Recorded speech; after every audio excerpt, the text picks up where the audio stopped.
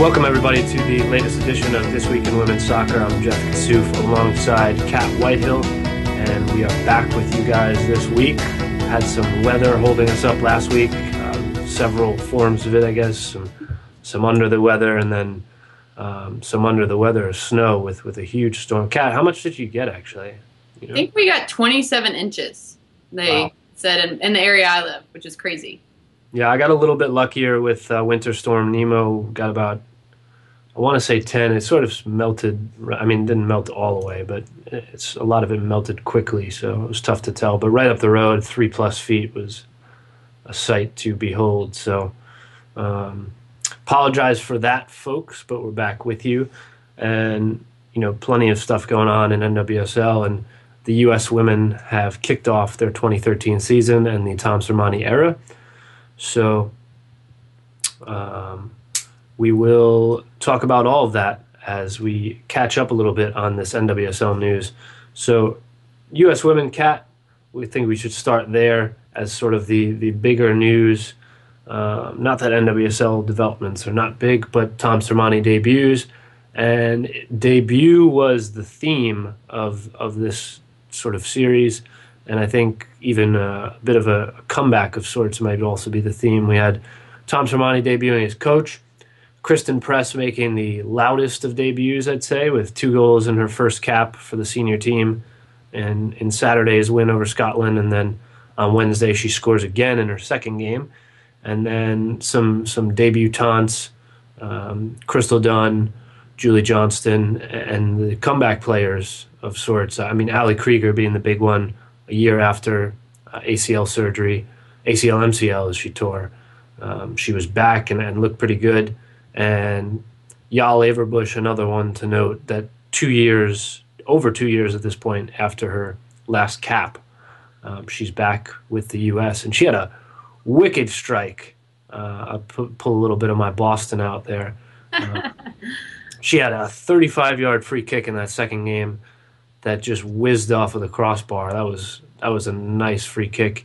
Unfortunately, it didn't go in. It would have been a highlight reel sort of goal, I think. Especially if Abby's diving header made a top 5 on SportsCenter. So I think that would have been, I'd like to think anyway, that Yael Averbuch's would have made it. But a couple of wins over Scotland to start it out. Tom Sermanni's home country that he played there. Cat, the results probably really the least important of things here. I mean, Scotland, I think we knew was going to lose, and I think they probably knew it too, whether they want to tell you or not. But Kristen Press really standing out here. I mean, did she, how loud of a statement did she make with 3 goals in her first 2 games here? No, I think it's a huge statement for her. I mean, you have players like Alex Morgan and Abby right now that are scoring, so many goals, and for her to step in and make it look just so easy like that was a big statement. And coming from, my perspective where I've introduced myself to so many different coaches, nothing beats a first impression. It's hard when you start out, at a little bit of a slower pace, and you're just having to keep building that relationship. And for her to do that, and it sounded like in training she was kind of the same way. She was just kind of dominating a bit. And when I was reading some of the quotes, they were just saying that they're not surprised that she scored the way that she did based on her training. So I think that's a huge statement. It's for a new coach to see her, especially when she's having to compete with time, probably with Abby and Alex. It's gonna be hard to make that decision if she keeps going like this. Mm-hmm. Yeah, I think her biggest competition might actually be Sid LaRue, just because that's that same, sort of off the bench firepower that can replace Abby or Alex at the 60-minute mark or something, and just if you're a defender on the other side and you've been dealing with Morgan and Wambach all day, and then fresh legs of LaRue or Press come in, I think I'm just ready to get subbed out personally. But I mean, it'd be interesting if she does, Press keep playing so well, would they move her into a midfielder role? Because she played that a little bit in the WPS, and that's a dangerous role because she can make those runs from even farther back and really sneak up on the defenders. Yeah, I was gonna say. I mean, she lined up as she lined up out wide on Saturday, and that was when I saw it. I thought that was interesting because I would just naturally sort of see her as I envisioned her more as coming off the bench to replace one of those forwards than starting in a wide position. But I mean, clearly it worked. She had a great game and the two goals in her debut. So the I think it's interesting. You have to wonder. I wonder at least when you have four such prolific scorers and Presence and LaRue still sort of developing into that. I mean, I think LaRue's case, at the very least, she's going to outrun everybody, which always makes her a danger, sort of a Morgan type in that sense. That just similarly, you always need to know where she's at on the field to, Sermanni might need to look at something and just experiment with a three front just to get those players on the field. I mean, obviously, then you need to sort out your midfield and really have that solidified with only three if that's what you're going with. But I don't know. Maybe I mean, what do you think? He could bring back the Anson Dorrance or 3-4-3. 3-4-3. He could do that. I mean, he's familiar with the 4-3-3. He did that in Australia. So that would be an easy system for him to teach. It'd be funny to see the 3-4-3. I mean, there is so many midfielders and forwards right now that are just playing so well. It's hard to make that decision, and I think a lot of people might not be happy with the 3-4-3, but if it works, I could see Yeah, I mean, three more yeah. so than a 3-4-3. Yeah, I mean, I would certainly we shouldn't say that it's on the table or anything, but it could be. I mean, it's something. I don't know if it's a good or bad thing that the defense is still sort of getting sorted out. That if you only find three backs that you like and you go 3-4-3, but if you're not confident enough in them to be your only three back there, then there's also that issue. So, but either way, he's got a good problem to have four top-notch forwards like that. And you don't want to jump to too quick of a conclusion about Press, but she's done it in WPS, she's done it in college, she's done it in Sweden, and there's really no reason to believe at this point that she can't do it at the international level. So temporarily, I don't know if this will affect the Algarve Cup. The U.S. Soccer has been playing it down, but Alex Morgan did get hurt in that first game with a twisted ankle. She sat out the second game, and I don't know. I mean, it looked bad on Saturday. She's been walking around, and she was walking around, and she trained during the week. So perhaps just sort of a bad sprain, a bad twisting of the ankle, and she will be back for the Algarve Cup. I think they hope. So we'll see. But like I said, good problem to have there. Tom Sermanni, I mean, lineup selection certainly didn't hesitate to play players. What did you take from his decision making, I guess, in these first two games, Kat? I loved it. I mean, now's the time to do it. Especially against the Scotland, who's not on the stronger side. You kind of just set up all the players to succeed in a way instead of a first cap against a Germany style. I think it's really great that he's doing that, and that in his first two games he gets so many people with their first caps, and I just think that's fantastic, and that's what the U.S. team needs. They need to keep developing the youth and meshing it with the experience and everything. So I loved what he did, and I love that.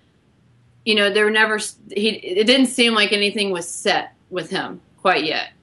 Obviously he didn't have enough time to see a lot of players, and he had to go with what little he knew. But I think that you're starting to see that he's going to be changing things up in a good way, and he's not going to be abrupt and just go ahead and set his tone. He's going to kind of integrate the pieces slowly but surely. And so I loved what he did, and it was great that everybody got a chance to play, and I think that's important.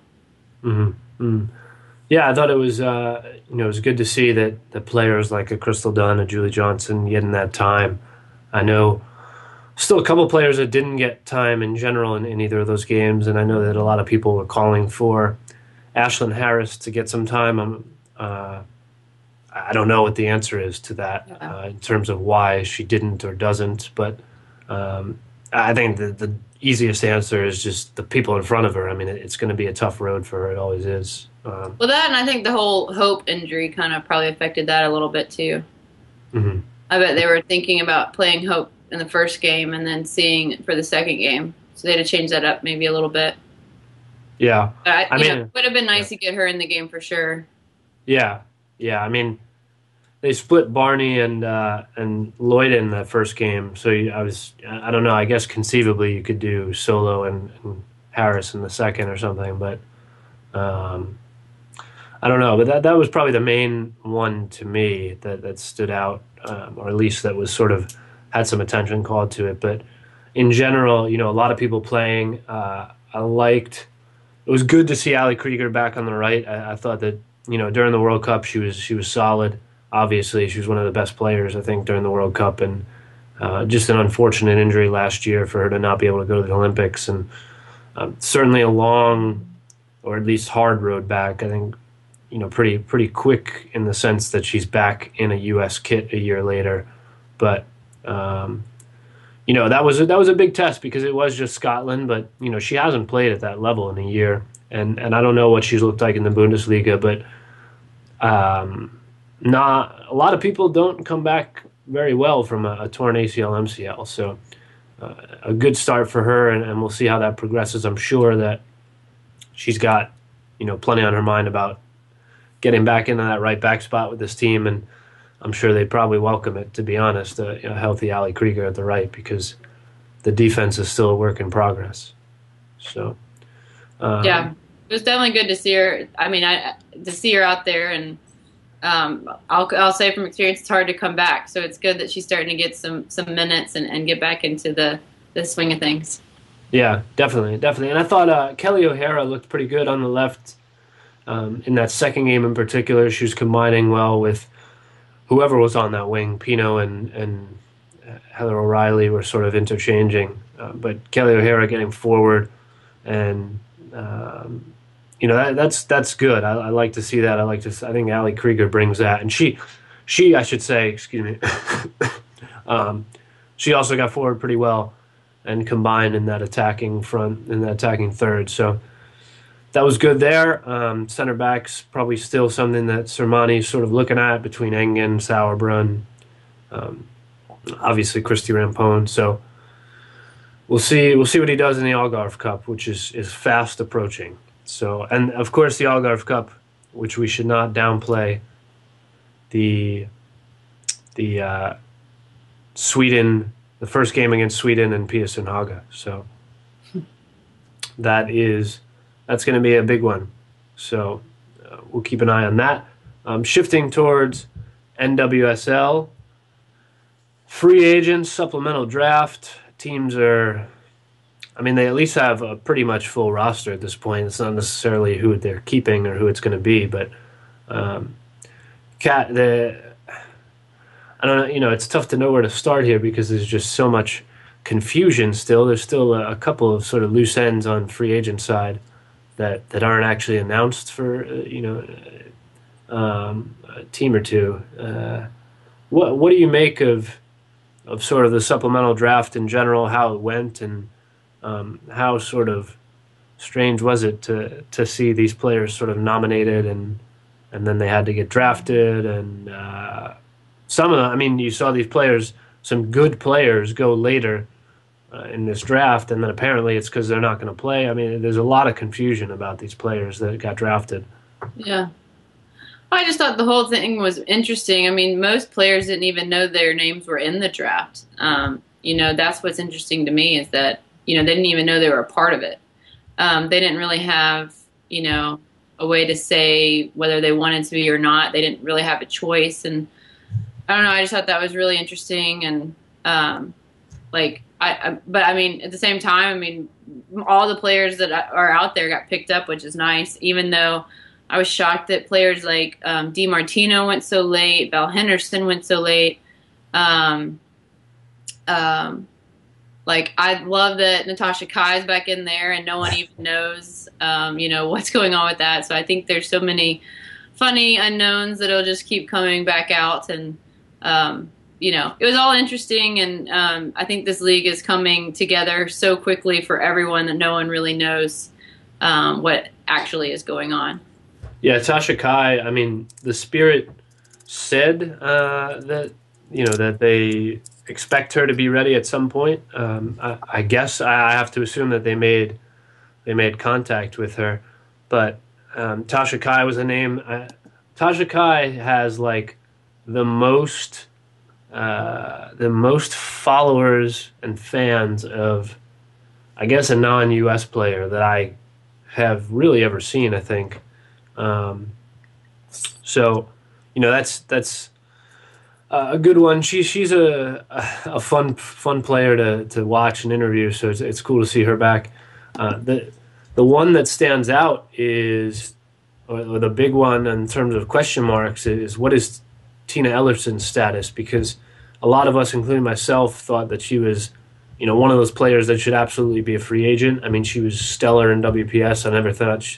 I never really thought that she got enough credit.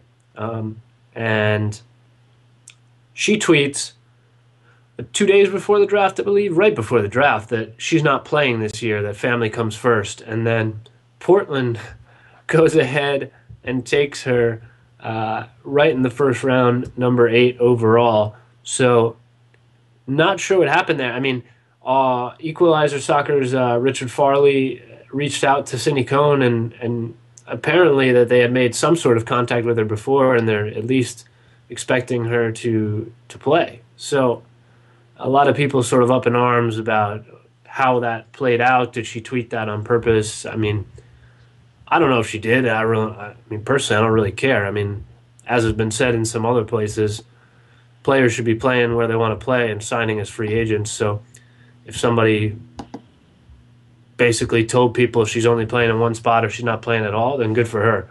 So we'll see if Tina Ellerson plays, and if she does, I think Portland's looking even better than they're looking already, and that would be a big defensive help for Portland. So we'll see what happens with Tina. Another Tina DiMartino, you mentioned, who may or may not play. Currently not planning to. She was drafted to Kansas City. Kaylee Fountain, drafted to Seattle, said she's not playing. Nikki Krizik is undecided. She's a first rounder, so that's a big one. If she decides not to play, Seattle drafted her number 2. So I hope they knew something about this, or otherwise, that's a huge risk and a huge blow to take her number 2 overall and have her tell you she's not playing, because there were plenty of players on the board, and one that I would just note as at least a big name. I don't know where she's at in terms of her recovery and sort of full game fitness, etc. But Lindsay Tarpley went number 4 overall to the Chicago Red Stars. She, of course, played for them in WPS. Tarp, of course, an ex. It's weird for me to call her an ex-U.S. player, but she was very prominently featured in that U.S. team, and then she's just had some really unfortunate luck with injuries, and the latest one struck right before the 2011 World Cup. So we'll see where she's at. I mean, you've played with Tarp a good bit, Kat. I mean, happy to see her back. Oh, I'm so happy to see her back, and I haven't actually spoken to her in a little bit, but if she does decide to play, which hopefully she does, I thought that she was playing some of her best soccer in 2011 before, that unfortunate injury. I thought that she could have made a huge impact for the U.S. team in the World Cup. She was just playing so smart and quick, and it was just really hard to defend. And she came back from an ACL for that. And so if that's the same thing, the same way she comes back, then that's a great pickup for Chicago. And her husband just took the job with the youth national teams as a coach, and so he can kind of be anywhere, which helps. So and then Chicago's closer to home, so hopefully that all works out for Lindsay. And I would love to see her back on the field. She's a wonderful player and wonderful person, that's for sure. Yeah, definitely. Her husband, as you mentioned, BJ Snow, the new full-time and I guess the first full-time in this position head coach of U17 women's national team. So exciting time for both of them, surely. And Chicago is the home of U.S. soccer, so as you said, we'll see if they can both be able to settle in there, which I'm sure is the the preference. One other note on just players who may or may not play was that I would touch on Casey Nagera. We're uh, we're still not sure how we should refer. I mean, she's married now, so I mean, Lloyd would be, I believe, correct. I don't actually know how she changed her name, so I'm just going with what we know her as for so long of Casey Nagera. Um, and I'll wait for somebody to correct me. FC Kansas City takes her very late for her talent at least, but we later hear that it was probably because she's not going to play. But Kansas City says if there's one place that she's going to play, they think it would be Kansas City, and I guess that is the closest place to Dallas in this Yeah. league. But doesn't necessarily mean that it's going to lure her away from Dallas because that's not an hour down the road. So. Um, I don't. I mean, Casey. Always. I think she hasn't been able to shake the mo yet of being an incredible talent. That if she was always on of sorts, if she was always sort of checked in, that she could be one of the best players in the U.S. And but it's sort of followed her around into. I remember that 2010 draft, and coaches were just like, we don't know what we're going to get out of her because she's either there and she looks like a world class player, or she just kind of checks out. And that whether that's still fair or not, I don't know. I just haven't seen her play in a couple of years at this point, but she is a top notch talent, but she still kind of carries that sort of pegging from coaches, I think. So we'll see. A steal of the draft for me here, because I don't know if those players are playing yet. Those would be certainly up there for it. But for me, Kat, you played with her. Fourth round, number 26 overall. Seattle gets Liz Bogus. That was a farther drop than I would have thought for her. I thought that especially with some of the players that get taken above her and players who might not even play, but you know, I thought that was a good get for Seattle. Yeah. She's one of those really good utility players where she's very, very fast. She can score goals, and she's going to she works hard, she practices, and she's just, she's a great human being.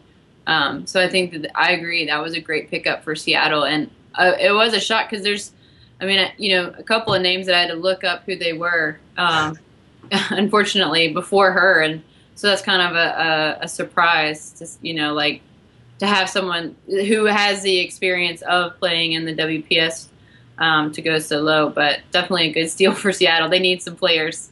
Yeah, they definitely need some players, and we'll see. And another good person, and you believe you crossed paths, right, with Jordan Angeli at the same time, or no? You were in, I yeah, mean, opposite teams. right. You were still in Atlanta, right? Yeah.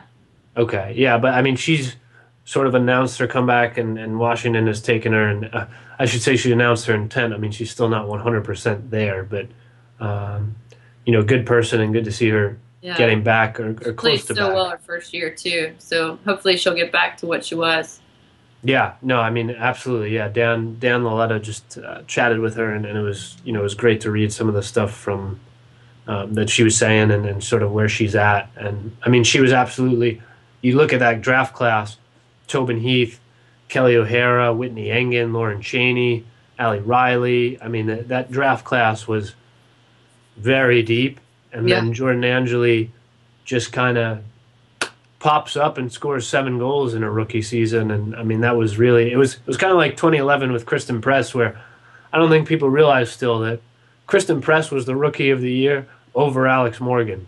I mean, I Yeah. think that says something. So similarly, Jordan Angeli had a heck of a year, even if she didn't win that award. So we'll see how she comes back. Speaking of Seattle, we were just talking about Seattle going to Japan for a preseason for 2 weeks, which is the trip alone is a shocker. For 2 weeks is like, wow. Yeah. Uh, I don't know. Owner Bill Predmore says it's not about the money; it's about sort of the experience and the branding, and um,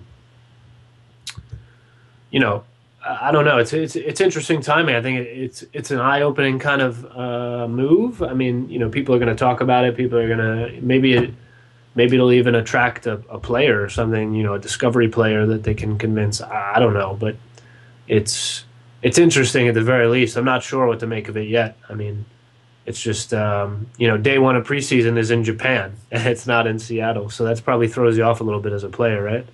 I think so. To me, part of preseason, we were talking about this earlier, is being at home and kind of getting yourself kind of you know acclimated to the city that you're going to be living in. If you're living with the host family, get to know them. Like just know how to get to and from practice, to and from the game field. Just kind of make it second nature, because when the games, when they come, you don't want to be like freaking out if you're, worried about traffic, or if you're worried about being late, or you don't like your host family, or you don't like where you live in your apartment, wherever you're living. There's just so many factors to go with it. And I think it's always good to kind of, be home, instead of like constantly feeling like you're still in a place where, you're in an unknown, especially for the new players coming in. They're all going to be in Japan, and that's unfamiliar to everyone. So it'll be interesting, I think, for all of them to acclimate themselves when they finally get back to Seattle. So besides all the hard work that you're doing in preseason, all the running, all the games that you'll be playing, against each other and vying for spots, you're also in Japan, which isn't very familiar. While Seattle, for most of them, will also be an unfamiliar place.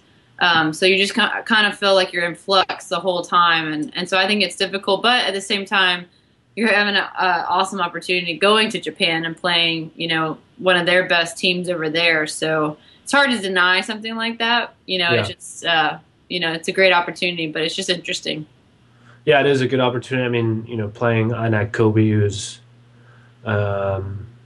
just a juggernaut over there. I'm not sure I would compare them to in U.S. sports, but I mean, they just basically never lose in Japan. So they got Hamare Sawa. Some WPS fans might recognize Beverly Goebel and Beverly Goebel Yanez now, and Rebecca Moros, and plenty of talent over on that team who's just one of the best club teams in the world. And them, Leon, would love to see a some sort of cup with those teams. But for now, we'll just have to say that each of them is one of the best teams in the world, and they'll settle it at some point. But keeping on the international theme real quick, just touching on it, Luisa Nassib had a heck of a game. I don't know if you got to see any highlights, Kat. From I haven't. I've been wanting to, though. I kept reading up on it. Yeah, France, Germany tied 3-3. I think France probably a little bit disappointed with blowing a late lead, but Luisa Nassib had a solid upper 90 strike from a pretty acute angle, which was, I think, made it more impressive. And Luisa Nassib, I mean, she's just one of those players. I still think she's not talked about enough, but she's one of those at least most entertaining players in the world. If you don't want to at least say one of the best players in the world, she's certainly up there, most entertaining and most raw talent. So just wanted to touch on that. And then schedule. I mean, if you want to read the schedule, it came out along with the league website, which is still sort of a work in progress. That all came out this past week. Main highlights, I mean, Kansas City opens the entire league. The only game of the day, April 13th, they host Portland, which is going to be huge for them. I think a lot of people are happy with that draw to start, because Portland's a huge draw, and then Kansas City very quietly looks like a very good team on paper. And the other 6 teams kick off their seasons the day after, in Boston. And Cat over here is away to Washington on Sunday, April 14th. Oh, sorry. Yes. Don't mind me. They're in Boston. Washington at Boston at Doughboy. So it's a fun weekend. We get an opening game, and then the marathon's the next day. Oh, wow. I didn't realize that timing. Wow. Yeah. Okay. All right. So get up to Boston on that weekend, folks. You can have a good real good sporting experience. The other one, I mean, I think everybody sort of had wanted to see where it would land, and it is circled is Sunday, April 21st. I know you might be included in this group of everybody saying stop talking about Portland, but it's impossible to not talk about Portland because they clearly have a stacked roster, and there's clearly this Pacific Northwest angle. Sunday, April 21st, Portland hosts Seattle in the first. I don't know. Our producer Trevor might have to correct me, or we might have to figure out our own term here. But a Cascadia, this won't be the Cascadia Cup on the women's side, or maybe it will be. I don't know, but it's going to be something. The Cascadia rivalry. Yeah, that's a great rivalry. Yeah, so I mean that'll be good, and I like that it's in Portland to start because if their ticket sales come through from what they're sort of playing them up to be, and I mean Jeld-Wen could be rocking for this game. I think it's going to be a big one. I don't want to oversell it that it's going to be sold out or something and it's going to be crazy, but I think it could be a heck of a game, and I hope that that's one of the games that makes TV whenever this TV deal that is supposedly out there comes to light, because that's going to be a game that nobody wants to miss. Oh yeah, so, sure. Season ends.